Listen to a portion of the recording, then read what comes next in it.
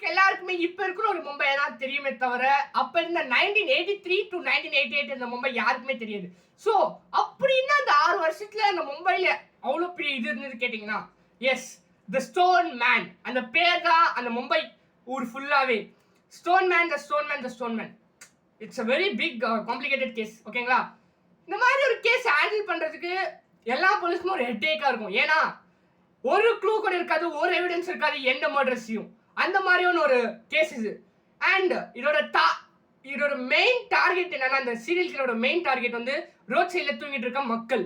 அவங்க தான் இந்த மர்டரோட மெயின் டார்கெட். ஃபர்ஸ்ட் இந்த மர்டர் என்ன பண்ணுவாங்கன்னா, மர்டர் பண்றதுக்கு முன்னாடி ஒரு பர்சனை செலக்ட் பண்ணியிருப்பார். ரோட் சைடில் தூங்கிட்டு இருக்கவர். ஓகேங்களா?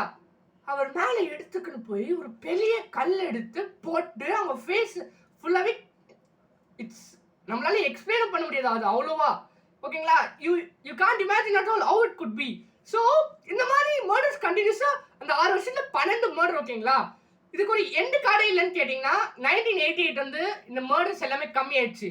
அந்த 12th மர்டர் தான் கடைசி அப்போ மும்பையில் நடந்தது, அதுவும் 1988. ஸோ அதுக்கு அடுத்த வருஷமே கொல்கட்டால அந்த அலாம் அடிச்சது. 1989ல ஃபர்ஸ்ட் மர்டர் ஜூன் 1988 நடந்தது. அங்க எவ்வளவு மர்டர்ஸ் நடந்திருக்கும் நினைக்கிறீங்க? அந்த ஒரு வருஷம் எல்லாம் 6 மாசம். அந்த 6 வருஷத்துல எவ்வளவு மர்டர்ஸ் நடந்திருக்கும் நினைக்கிறீங்க? இங்க 6 வருஷத்துல 12 மர்டர். ஸோ இங்க 6 மாசம் என்ன நினைக்கிறீங்க? 2 3? No, not at all.